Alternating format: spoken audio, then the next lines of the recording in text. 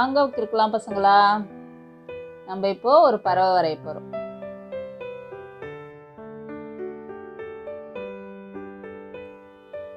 கிறுக்கிறதுக்கு ரெடியா இருங்க. ஃபர்ஸ்ட் ஒரு ஸ்லாண்டிங் லைன் வரைஞ்சிக்கோங்க. அதுல இருந்து யூ மாதிரி ஒரு ஷேப். இது தலைக்கு. இதுல இருந்து நம்ம உடம்பு கொண்டு வரோம். அந்த எண்டுல இருந்து இந்த எண்டு வரைக்கும் ஒரு ஜாயின் லைன். தென் சி மாதிரி ரெண்டு கர்வ். இப்போ ஹெட் முடிச்சிட்டோம். இதுல இருந்து பாடியை கனெக்ட் பண்ணி அதுல இருந்து டெயில் கொண்டு வந்துட்டோம். அதுக்கப்புறம் அதுக்கு ஒரு மூக்கு, கண்ணு, கால். காலுக்கு ஒரு ஒய் மாதிரி ஒரு ஷேப் போட்டு சிம்பிளா ரெண்டு லைன். நம்மளால எவ்வளோ ஈஸியாக அதை கொண்டு வர முடியுமோ அந்த மாதிரி ஈஸியாக வரைய பழகிக்கலாம்.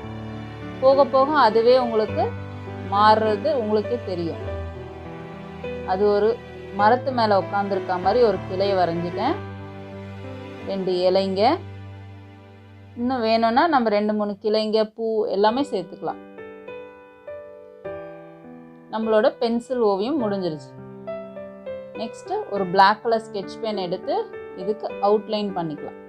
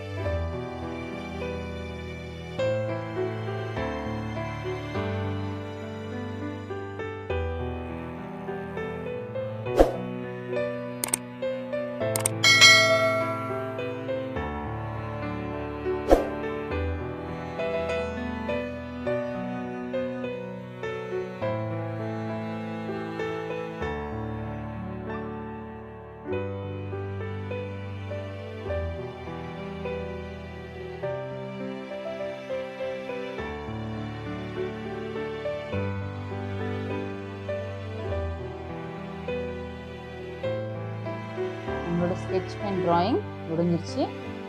அடுத்து நம்ம கலரிங்க்கு போக போகிறோம்.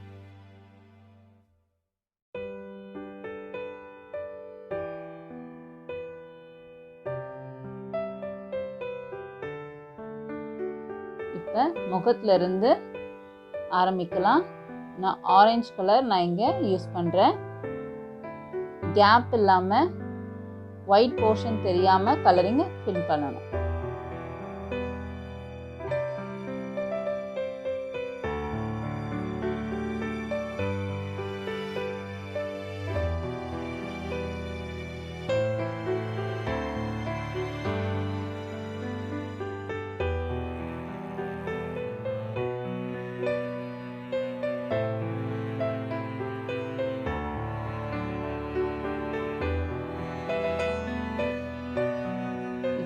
பேர்டோட உடம்பு முழுக்க ஆரஞ்சு கலர் கொடுத்துட்டேன்.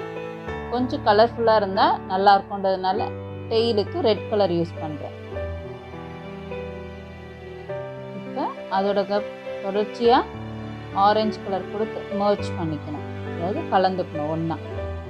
ஒரு கலரோட முடிவில் இருந்து அடுத்த கலர் ஆரம்பிச்சுன்னா தானாக அது மர்ஜ் ஆகிடும்.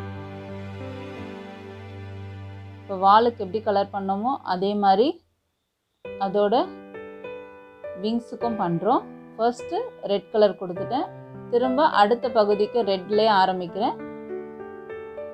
வேறு கலரோட மர்ஜ் பண்ணணும்னா கலரோட முடிவில் லைட்டாக ஷேட் பண்ணிவிட்டு அடுத்த கலரை இந்த முன்னாடி அடித்த கலரோட மேலே இருந்து ஆரம்பிக்கணும். அப்போ தானாக அந்த கலர் ஒன்றோட ஒன்று சேர்ந்துடும்.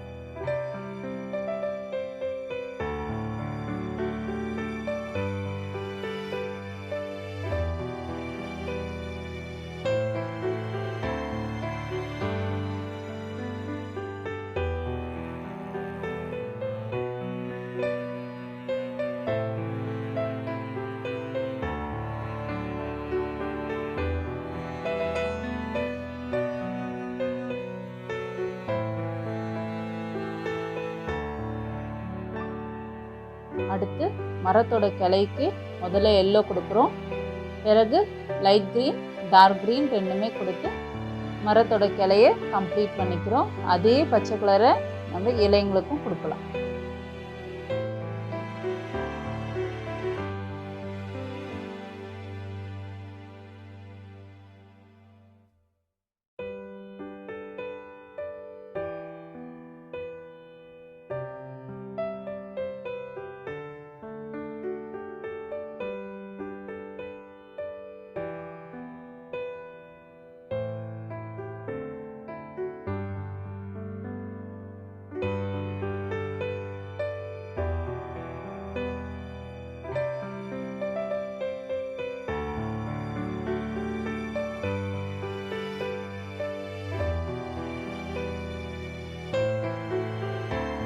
நம்மளோட மெயின் பிக்சர் முடிச்சிட்டோம்.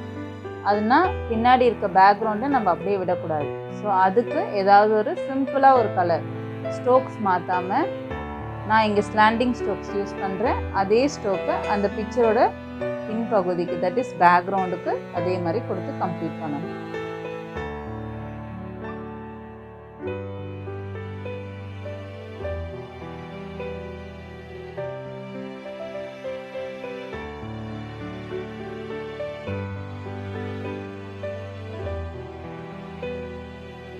இதுதான் நம்மளோட ஃபைனல் பிக்சர்.